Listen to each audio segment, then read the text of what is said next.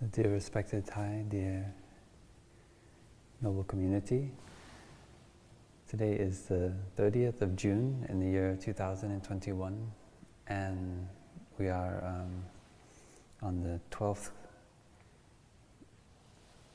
tenet of the 40 tenets of Plum Village.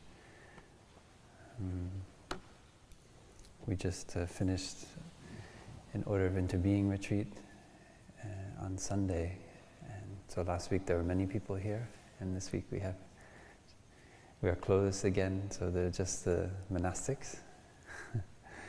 So it's very cozy in the monastery.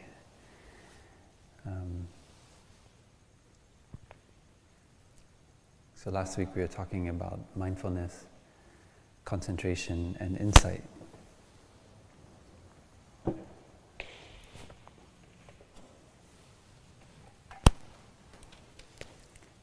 The three trainings.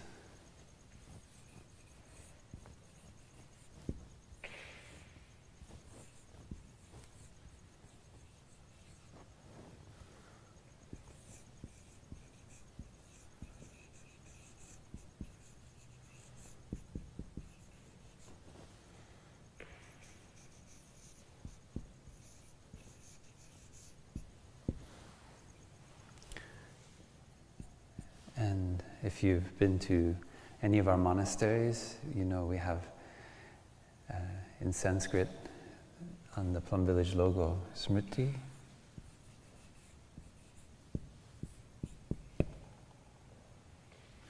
mindfulness, samadhi,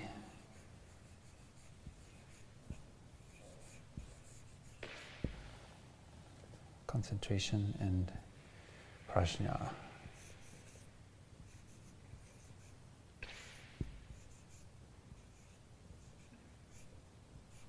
Which is insight. And these are the three main trainings of Plum Village practice. And as Thai said, they arise together.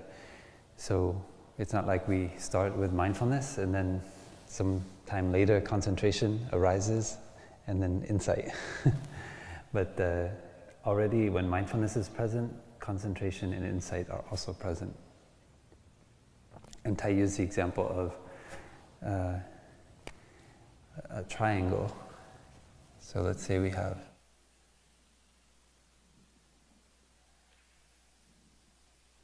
a triangle, and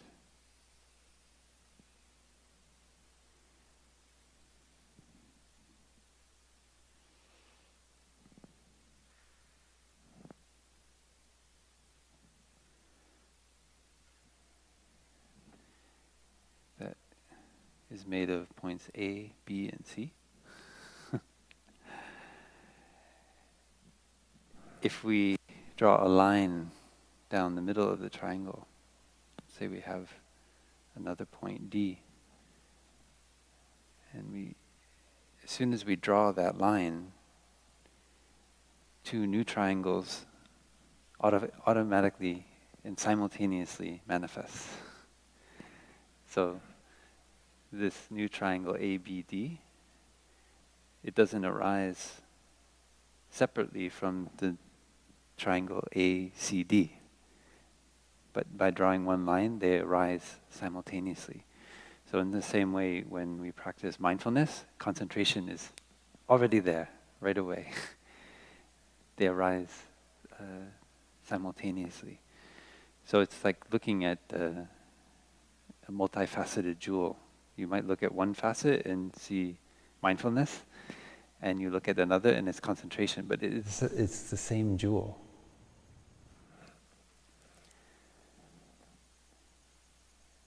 And in the same way, within mindfulness, concentration, and insight, we have the Eightfold Noble Path.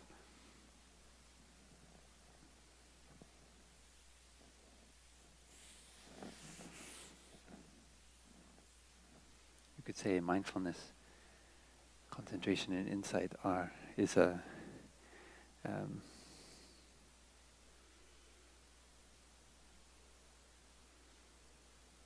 kind of summary of the Eightfold Path. And Thai had the insight, our teacher, as a young monk, that mindfulness are precepts. Mindfulness is not separate or different from what we call the mindfulness trainings.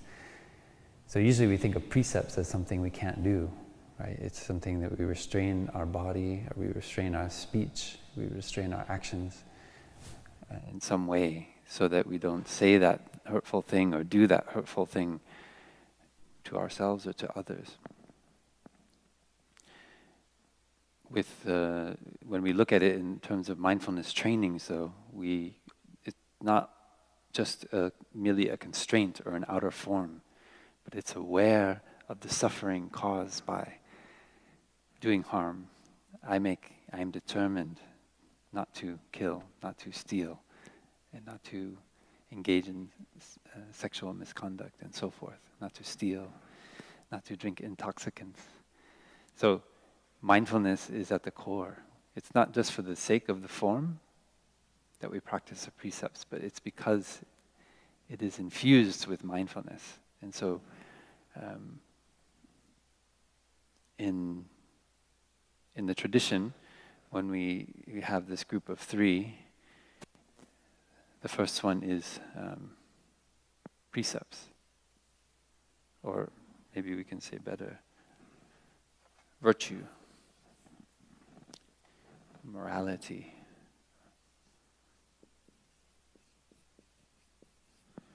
which is Śīla.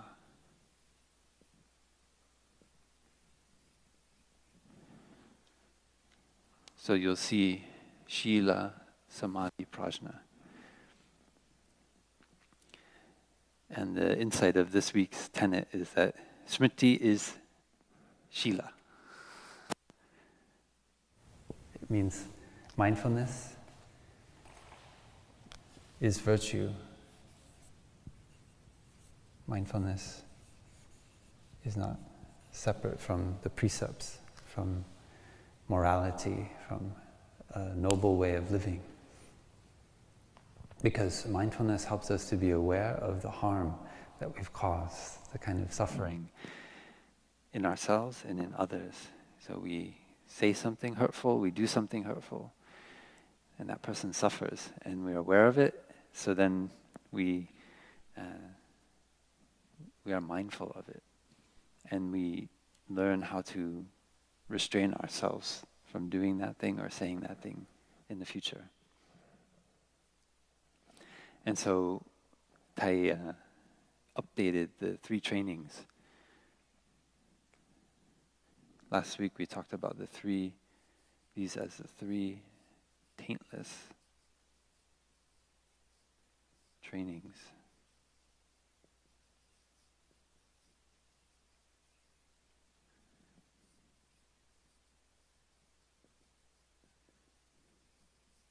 Trishiksa.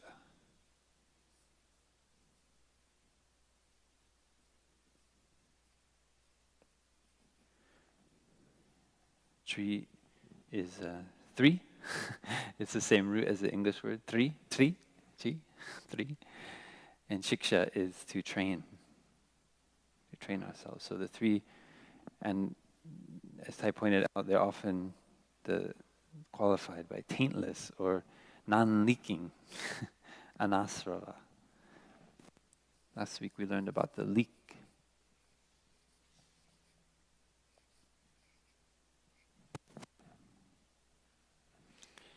Leaking, non-leaking.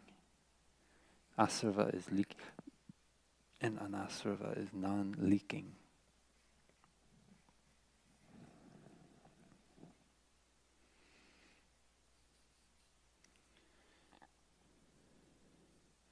Because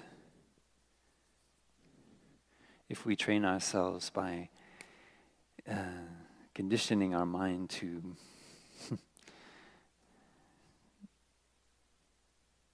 eat a lot of cake, we like cake, we like sweet things, and then so we find ways to live our life so we can have more cake. Like we have lunch and there's a sweet cake. When I came back to Deer Park from Plum Village, I was surprised that many times at the end of the food serving table in Solidity Hamlet, there's cake, and it's very sweet. The cake in France, sometimes we rarely have cake, but sometimes we have it, and it's not so sweet. But I don't know why. In the United States, the cake is so sweet, and so I found I could not eat it, mostly because I didn't feel so good in my body afterwards. So I was mindful of my body, and I was aware of the suffering. And so then my mind becomes conditioned not to eat the cake. But many of us, we crave the sweetness of the sugar and the cake, the frosting, and we may do things throughout the whole day, work in our job, work in our, take care of our family, everything just to have one moment where we can sit down and eat that piece of cake. And so somewhere in the back of our mind is some kind of craving that's conditioned by our experience and our pleasure of eating the cake. And so it's like throughout the day we are leaking.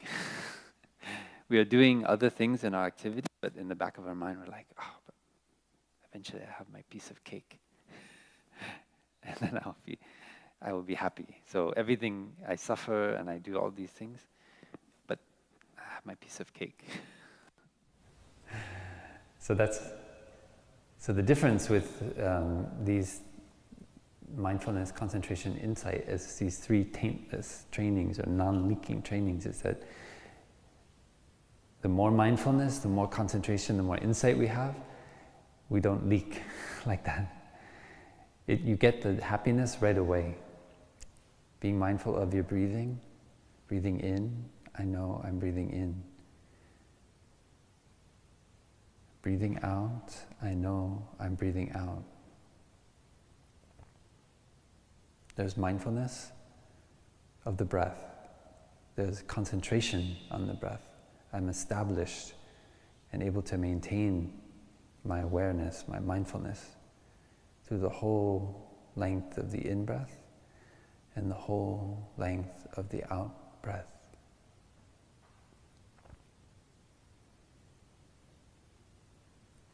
So mindfulness is there, concentration is there, and insight is also there. I see the impermanence of my breath flowing in and out of my body. I'm aware of how, as being aware of my body, I feel nourished in every cell of my body.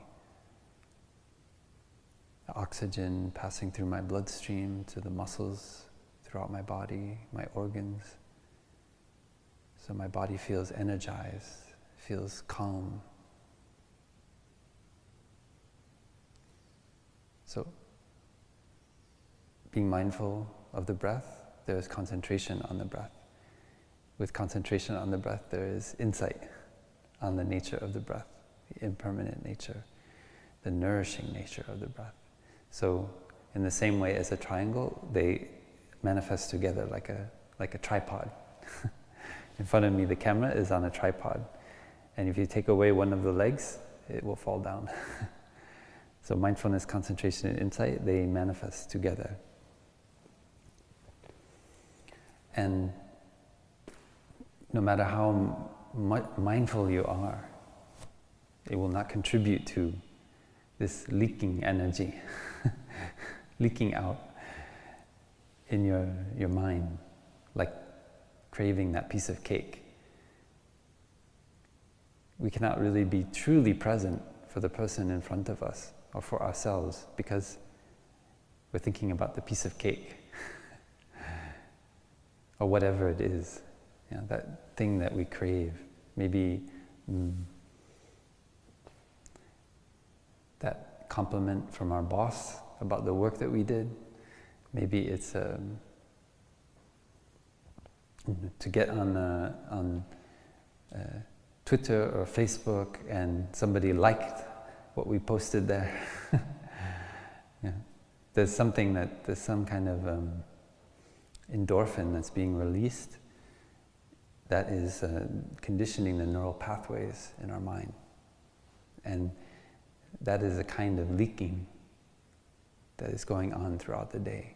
So we have to, with mindfulness, and then maintaining that mindfulness and having insight into the nature of our mind, we recognize in what ways we are leaking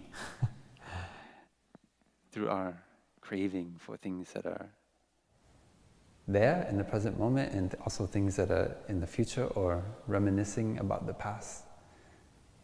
So that is the training ourselves in how to be leaking. That's the asrava.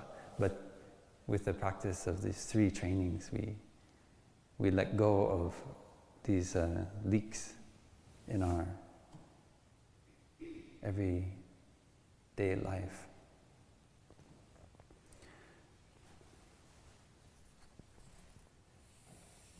So that's just a review of last time.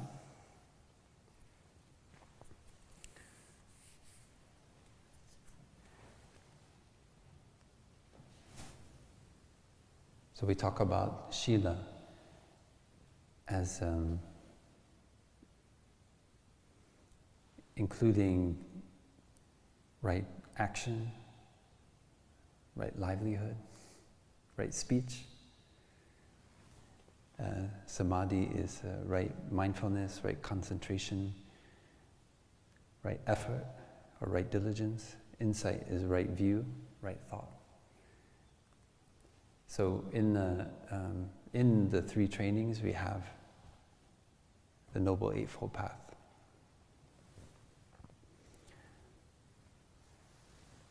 So we look at the tenet for this week.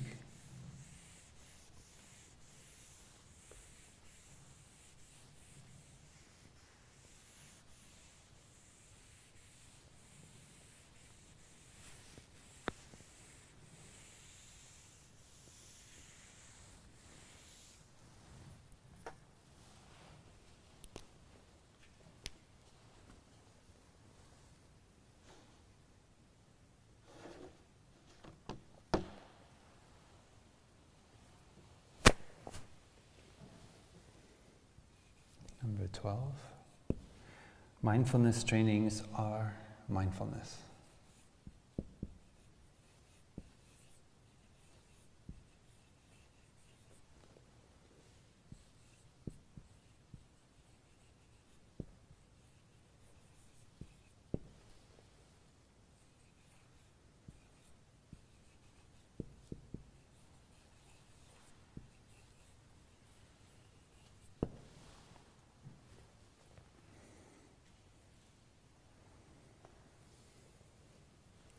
Śīla is smṛti.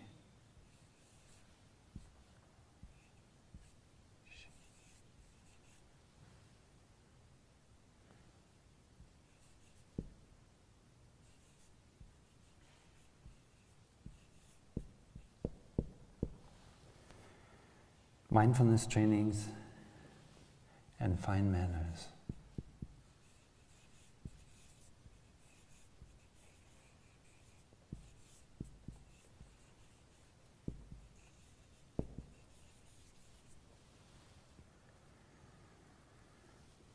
Are concrete expressions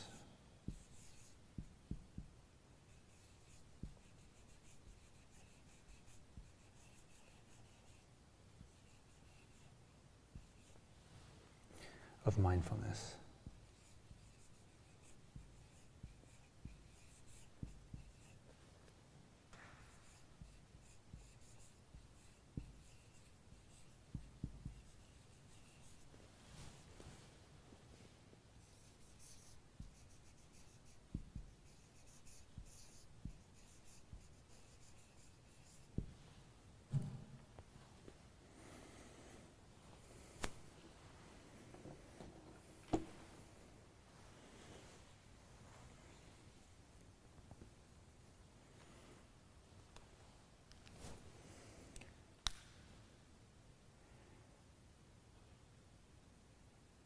So mindfulness trainings our kind of nutriment. In previous classes, I talked about appropriate attention, yoniso manasikara. And mindfulness trainings are what help us to cultivate appropriate attention. It means that we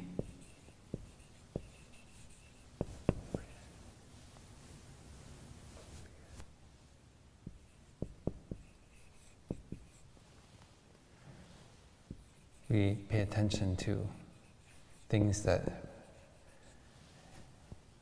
give us joy, things that nourish lasting happiness. Things like giving, being generous, like being kind. So we pay attention to someone's kind words, and then we make the effort ourselves to say a kind thing to someone else. That is appropriate attention. So it's just like when we come up to the serving table, or we open the fridge for something to eat, we can choose, do we want something that will make our body feel heavy and uncomfortable after we eat it, or do we want to choose something that will make our body feel light and nourished and help us to heal? So appropriate attention means we choose the right kind of food for our eyes, ears, nose, and so forth. It's our sense impressions. Yoniso manasikara.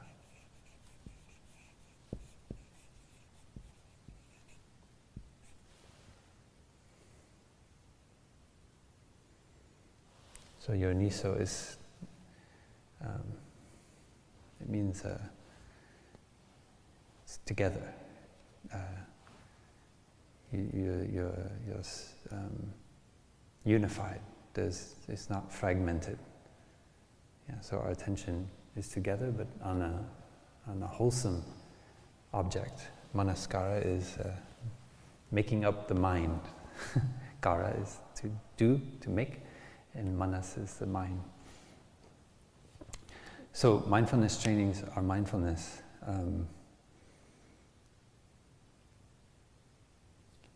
It means that when we are aware of the suffering caused by the destruction of life, we refrain from taking life. We make the determination to live our lives in such a way that life can continue. So as monastics, we stop eating animal products as much as possible. Certainly, we in the monastery, we serve vegan food to our guests. I know I sometimes eat cheese still, maybe egg once or twice a month. But I make the determination to cause less harm. So I don't want to eat the meat, the flesh of living beings. And in the way as well that I eat vegetables and grains,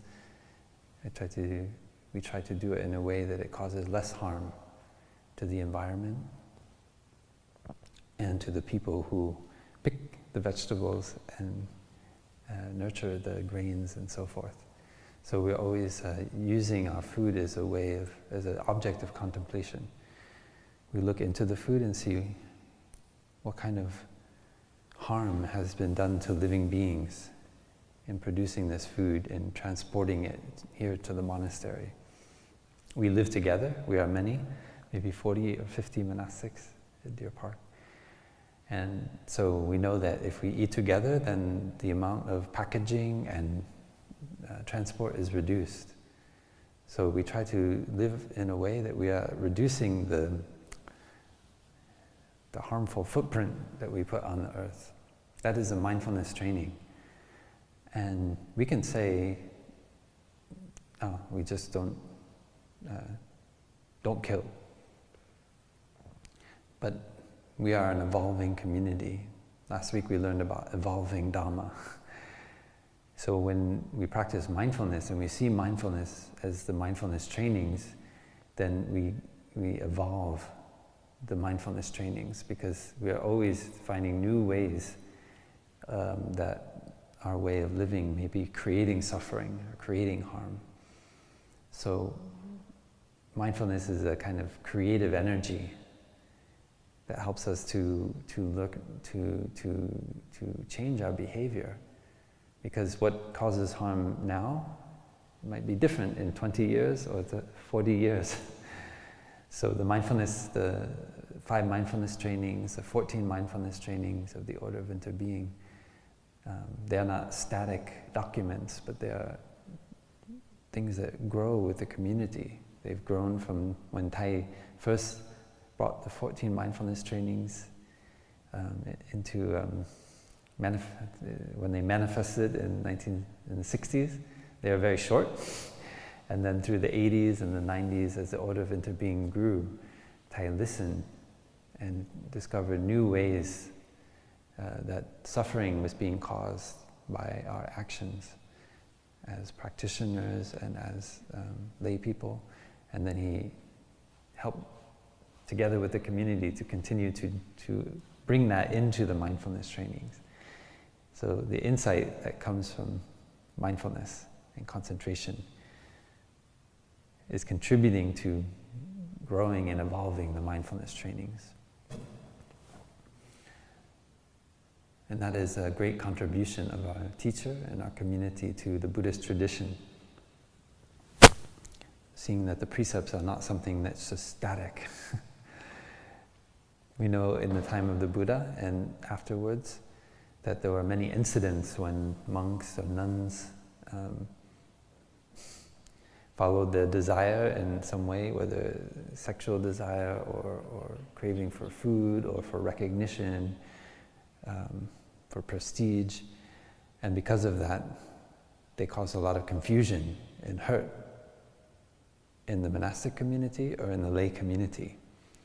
And so based on that awareness, the awareness of that suffering, the monks or the nuns came to the Buddha and asked, Buddha, this happened. And the Buddha said, he updated the precepts. He continued to evolve them. And sometimes he said to do it one way, and then another incident happened, and he said to do it another way. And so that is a spirit that Thai and the community has continued to nourish. That not to see the precepts as something static, but something that continues to grow based on our insight into actual concrete expressions of suffering that occur in the community and in the world.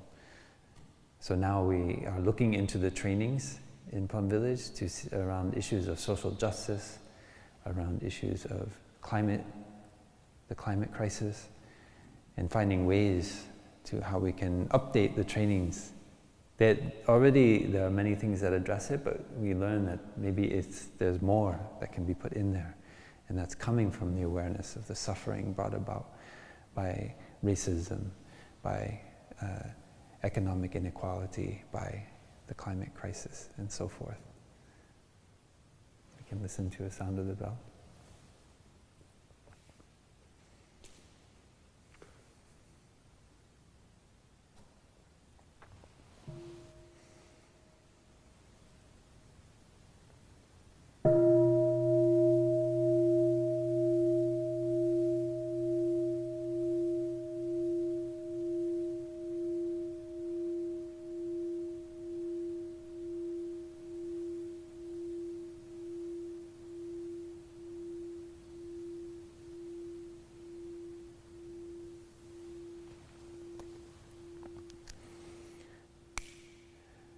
I know that when I started meditating, I wanted to learn every technique for developing concentration. So breathing meditation, practicing sitting meditation in the morning and the evening, and learning the jhanas and going into meditative states. And I had a lot of energy. And I think many of us also approach meditation with this kind of like with a technique-based approach. If I just learn the right techniques of mindful breathing, of controlling my thinking, then I can become a Buddha. I can get awakening as soon as possible. And the precepts, like Śīla, yeah, okay, it's a bit slower, you know. I thought, okay, I need to do those things because I see that when I said that thing or I did that thing, that caused harm, and I don't want to continue to do that. But now, after being a monk for more than 17 years, somewhere around, especially around my 10th year as a monk, I had a much different way of looking at it, I found. I actually found that the mindfulness trainings are the foundation for most of my happiness every day. That by practicing the 5 mindfulness trainings, practicing the 14 mindfulness trainings, practicing the precepts of a bhikshu, I had a solid foundation for my happiness. I didn't need to make a huge effort to be happy. I was happy just because I wasn't saying as much hurtful things as before. I wasn't doing the kind of things that were causing harm, jealousy, frustration, anger, despair to myself and to other people. So this world opened up of the power and the strength of the practice of virtue, the practice of precepts that was completely absent, or almost completely absent when I started meditation, when I just wanted to, get the big wow awakening. And so mindfulness trainings are not separate from mindfulness. They are the very foundation of our mindfulness practice. And our happiness and our joy are born from mindfulness. So that's a very it's a wonderful calligraphy that Thich Nhat Hanh wrote. Joy and happiness born from mindfulness. So with more mindfulness, it means also concentration and insight, we feel happy. And mindfulness also means mindfulness trainings. So I'm aware of what I say, what I do throughout the day, and that awareness allows me, when I do something harmful, to notice it right away. So it doesn't become so serious. I don't get carried away by that desire, by that craving to get that sensual pleasure.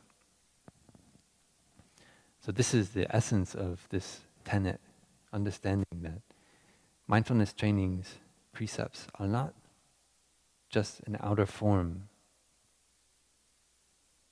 The Buddha didn't want a bunch of robots or automatons just walking around practicing perfectly the precepts. You have to understand that the precepts came from unskillful, inappropriate attention.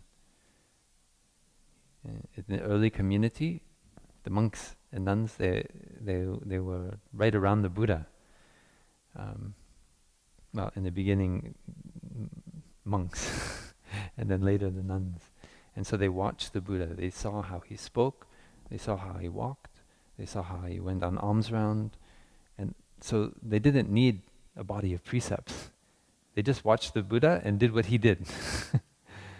And by doing that, they felt happiness, they felt joy.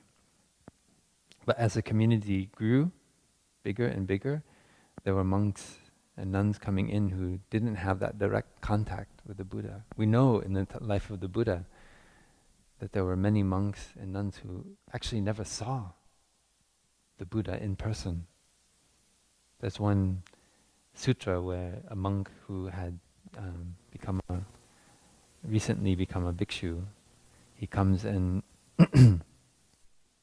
stays in a barn of a lay person, and he sits in meditation, and that evening, and then the Buddha actually came along by himself and to the same lay person and asked, can I stay in your barn this evening? And so he went into that barn and he saw the monk there, but the monk had never seen the Buddha, so he didn't know this was the Buddha. He just thought it was some other ascetic, wandering ascetic. And so the Buddha came in and he said, oh, this young monk, this young ascetic is very mindful, practicing meditation. What if I asked him some questions? And so he asked the ascetic, so under what training did you go forth? And who is your teacher? And he said, I have gone forth in the dispensation of the awakened one, the Buddha, and he is my teacher. And the Buddha said, ah, very lovely. And what is his teaching? And then the monk proceeded to give the teaching to the Buddha, not knowing that the Buddha, who the Buddha was. And then the Buddha said, oh, that's very lovely. How about this? And then the Buddha started to teach that monk. And then the monk, somewhere in the middle of getting the teaching from the Buddha, he realized, this is the Buddha. And very embarrassed because this was his teacher, but he didn't recognize it. And so then after the Buddha gave the teaching, he bowed and he said, I'm so sorry, dear Bhagavan. Usually they use the term Bhagavan, the Blessed One. Or in Chinese it was translated as World Honored One. I did not recognize you. And the Buddha said, yes, that was a mistake, not to recognize your teacher. But it is a show of your progress that you are able to begin anew and recognize your mistake. So he was very kind, very gentle. So it's hard to see how that situation actually happened. I like to try to look through the words and imagine that monk just being a little bit proud. He just became a Buddhist monk and he's going off by himself. And so and it's that pride that doesn't allow him to see the Buddha in front of him. And so the Buddha is able to cut through his pride, and then he sees, wow. Some of our monks are like that. I don't know, the nuns. But I know we've had brothers who sometimes, and I see in myself too, that kind of pride where you think you come into the monastery, maybe in a few weeks I will be as enlightened as Thai. And the Sangha will invite me up to give the Dhamma talk, and everyone will follow what I say, just like Thai, because I will be, I have the same awakening, the same nature. I don't know if that still happens. I remember when Sister Daknim is smiling, when we were novices in 2003, 2004, sometimes there were a few monks like that. I remember sitting in this hall and Thai was embracing one monk who said, I don't need to come to Thai's Dhamma talk anymore. I already learned everything. And Thai gave him a hug. He said, it's okay, you can still come to the talk just for fun. Even though you learn everything, you already know Thai's teaching. Yeah. So sometimes we have that kind of pride. In Chinese they call it the stink of Zen. Sometimes we think we are progressing on our path, but our pride is actually an obstacle. So the practice of Śīla helps us to keep humble. Our mindfulness trainings keep us humble and our heart open. So by learning the fine manners, by learning the precepts, we are never too sure of ourselves. So we can say, are you sure?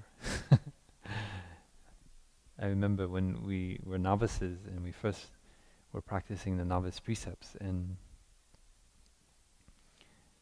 we love to correct one another if we did something wrong. Because you just learn these precepts, and so then you're looking around, you're thinking every moment, this is the way I should hold the cup with both my hands, so I'm very aware of holding the cup. And then when we see a brother who's not, he just picks up the teacup and he's drinking it like that, we say, practice with two hands. You become a teacher right away, right? You remind your other novice brother. Novice brothers can be very annoying to each other. I don't know if the sisters also.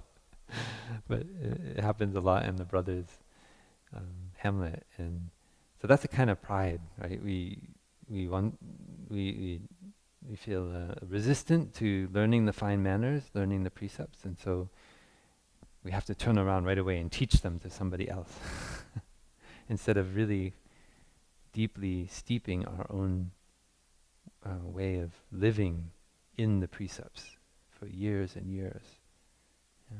Even now, 17 years as a monk, I still feel I'm learning many of the fine manners and the precepts. Every time I read them, I say, oh gosh, there's something new. I see a mirror reflected in my own daily practice. And if I can bring that awareness in, I see more gentleness, more kindness, more openness in my way of relating to my brothers and sisters and to the Sangha. So it's very beautiful, this unification, this coming together of mindfulness and precepts. Mindfulness and the mindfulness trainings that Thai proposed.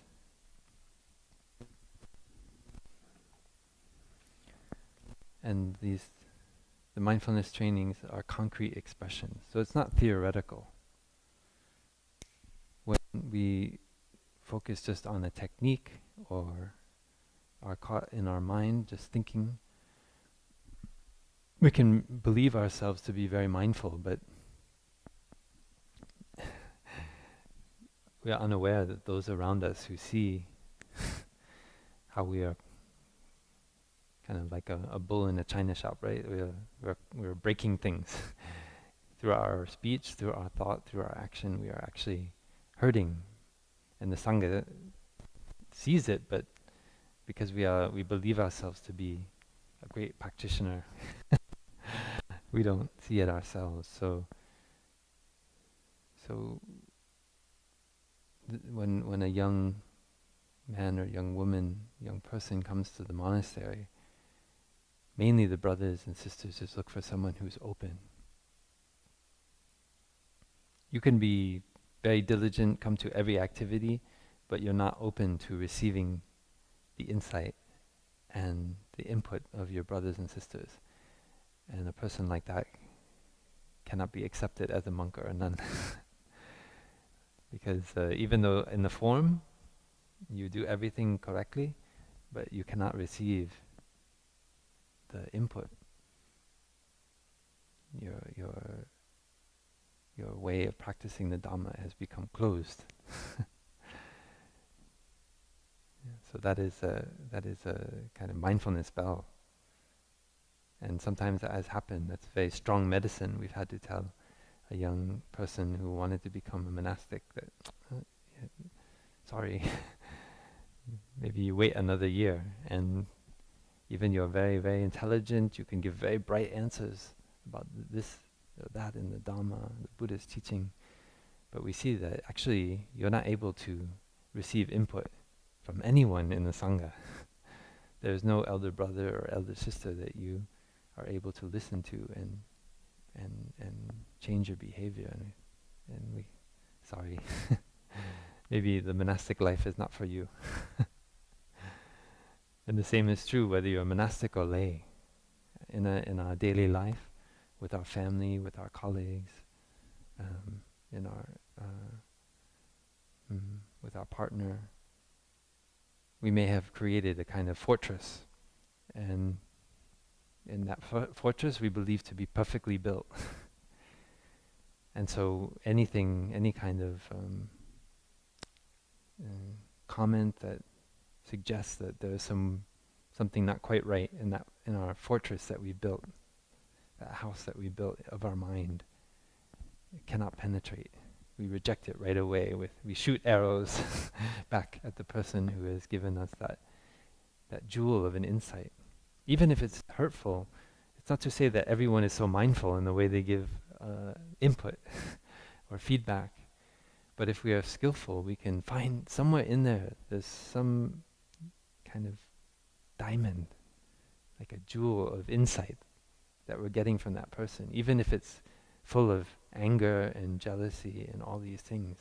If we just reject it, we risk missing that jewel that is there.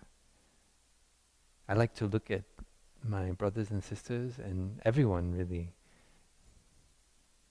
The coyotes, the rattlesnakes, the the laurel sumac, the sage in the valley. They're all teaching the Dhamma in some way. And when I get like yesterday, Thich Nhat Hanh and I went up on the mountain. The brothers call Bulldog Mountain, and we were playing around, like climbing up and down some boulders that we'd never gone to before, because he had seen one side of the mountain, and I said, "Oh, I've never really explored that." So here we are. I'm like 45, he's over 50, and we're climbing around like kids on the side of the mountain, up and down boulders yesterday evening, and then he saw one boulder under an oak tree, and he said, "Oh, we go up there," and so we climbed up, and we had to there was a bit of like dirt and earth, and we had to push ourselves up on the earth and then to get onto the boulder, and then under the oak tree looking down at Escondido after the sunset. And we were just enjoying the view, and then I felt something painful on my ankle, and I looked down, and there was a big ant, like about big, biting my ankle. And then I looked around on the rock, and I saw there were ants everywhere, swarming around us. Big ants, like that big. And we thought, oh my God. And we were kind of on the edge of the cliff, so we didn't know where to go. But that was the bell of mindfulness. In climbing up there, we had disturbed the nest of the ants somehow. And they went into war mode and were giving us a Dhamma talk. They're saying, please don't disturb our nests. Please be more mindful when you're climbing up here, because we live here and we are trying to take care of the baby ants and the larvae that are there. And so if you step on us, we will come out and declare war. And that's what they were doing. So we had to find our way carefully to another rock. And then we had some of them in our robe, and we had to help them to get back onto the rock. And so that is one way to look at it, is just like, oh, it's horrible, these ants, I can't stand them. Yeah, that's a very normal way to look at it. But if you look more deeply, you see, actually, no, we were not so mindful in the way that we were stepping. We just wanted to play around, to jump up on the boulder, but we didn't. There are living beings there, and if we disturb they also just want to be happy. They want to live, and when they feel threat, then they fight back, and that is a kind of teaching. So we learn to take steps with more mindfulness, to be more aware of how we move through the wilderness. And so the same is true for our partner, our family, our colleagues. Sometimes it's like that. We are having a conversation and we say something, and suddenly we hit the ant nest, and then the war starts. And we were just playing around. We thought, and we were careless with our words, and we said that thing, and boom, there's some kind of trauma, some pain in the other person which is touched, and out of that pain comes many hundreds of ants swarming around in the form of words, thoughts, and actions. So and we can. The normal thing is just to react, and we just, fight back, right? And we could have done that. We could have, taken our shoes and start smashing the ants on the boulder. But because we are practitioners, we know that is not a solution. We want to live in harmony with the ants, because the ants are not going to go away. We want to learn how to not disturb them, to allow them to flourish, to live their life fully. And if we are more mindful of our steps, then right away that changes the situation.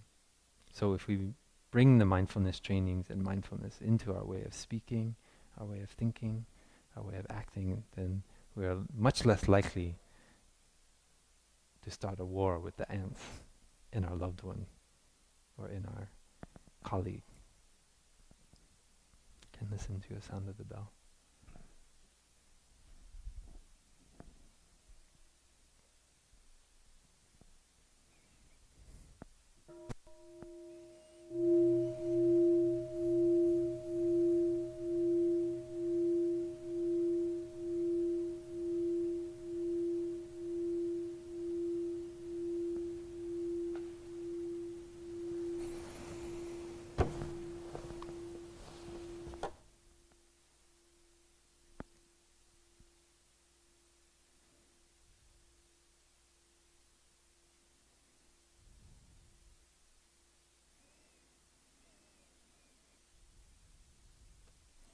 So in the mindfulness trainings of Plum Village, the 5 mindfulness trainings, the 14 mindfulness trainings, we present the practice of the precepts in a form aware of the suffering caused by such and such a thing. I am determined.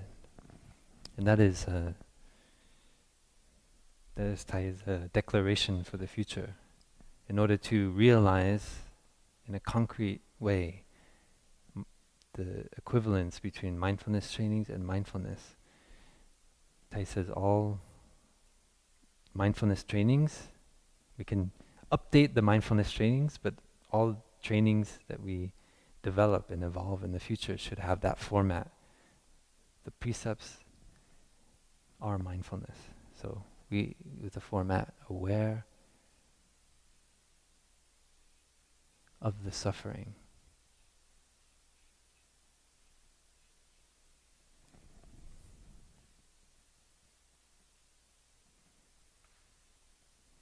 Caused.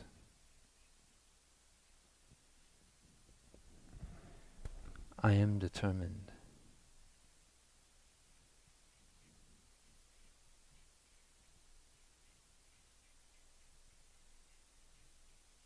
Da, da, da. And so forth. That is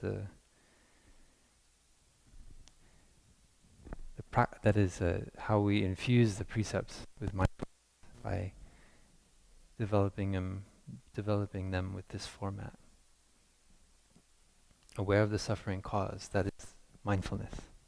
We are aware of suffering caused by killing, by stealing, by sexual misconduct, and so forth. I am determined not to kill, not to let others kill, and not to engage in acts of killing. That is the training.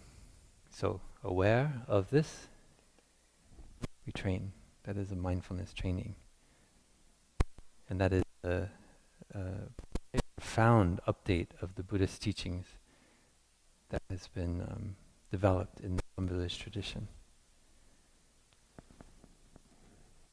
Mindfulness should be concrete, not just theoretical. We embody the practice.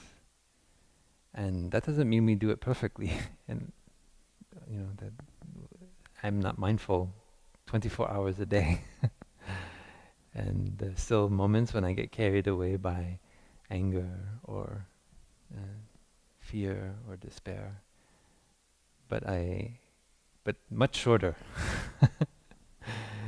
And I learn how to right away bring awareness of suffering to the moment when the anger manifests, when the despair or the fear manifests. So I can see it as fear. I can see it as anger. So we have the mindfulness training on happiness that invites us to be aware of our anger and not to say or do anything when anger manifests. Instead, to try to go outside, remove ourselves from the situation for the moment, and practice mindful breathing and mindful walking. And I've used that practice many times in the monastery, we all take that mindfulness training. So when somebody has to go outside because they have a strong emotion, then this community can easily accept that because we know that that person is taking care of their emotion. They do not want to say or do something based on that anger because they know that acting out of anger causes harm. And that harm, in the moment, it may be to the other person, but the long-lasting harm is actually to ourselves. That is the deep insight of Buddhism. Everything returns. There's no... the universe is very precise. And yeah, those things we have done in the past that are harmful, if we look deeply, we see that they contribute to our suffering in the present moment and in the future. So through that insight, we change our behavior because we don't want to suffer. Nobody wants to suffer. So that is the beauty of the Buddhist path. It's not based in a belief, it's based in an insight. I said that thing, I did that thing, I hurt that person, and I know that that person may suffer for a few minutes, a few hours, a few days, but eventually it will pass. But for you, it will stay. It comes back because our words, our actions are a true continuation. This body, it will pass away. These feelings will pass away, but our actions continue on into the future. And that is, I think, why all of us are here. We get that insight at some point in our life and we say, I don't want to continue to do that. But I don't know. My ancestors, that current of my ancestors within me, and my education, my desire, my craving has conditioned me to say those things, to do those things that are hurtful. And it makes me suffer. And so I see that clearly. So I want to let everything go because all these cars, a career, a house, family, all these things, they are impermanent and they are not ultimately going to be the cause of our lasting happiness. What will really bring about lasting happiness is understanding our mind, changing our behavior, practicing the mindfulness trainings, and being aware of the suffering caused by how we act. So it's very easy. That's why it may look difficult to become a monk or a nun, but actually it's not so difficult. Because once you get that insight, well, I didn't find it's very easy to go back anymore. You can't really see the world in the same way anymore. I mean, you can pretend and try to live, the way you used to live, but the suffering always comes back. It's very concrete. It's a concrete expression of your lack of mindfulness. And that's not theoretical, that's lived experience. So that's the beauty of suffering, is inviting us to change through its own nature, just like the ants. The ants are inviting us to change our behavior. And it's painful, but if we allow ourselves to be aware, we can listen. So it's really a matter of listening to the suffering, being aware of it. And then it's easy to make the determination to change our behavior. Okay, we'll stop here for today. Thank you for your deep listening, and thank you, dear sisters and brothers, for supporting this. For those of you joining on YouTube, I saw that the creators of the Plum Village app, they've integrated the course of these 40 tenets into the app. So now you don't have to go on YouTube anymore. Sometimes YouTube takes you into other places that are not so nourishing. So if you like a more kind of carefully, like to practice yoniso manaskara, you might like to download the Plum Village app. on your iPad or your phone, and you can find the 40 Tenets class being regularly updated there as well. Thank you.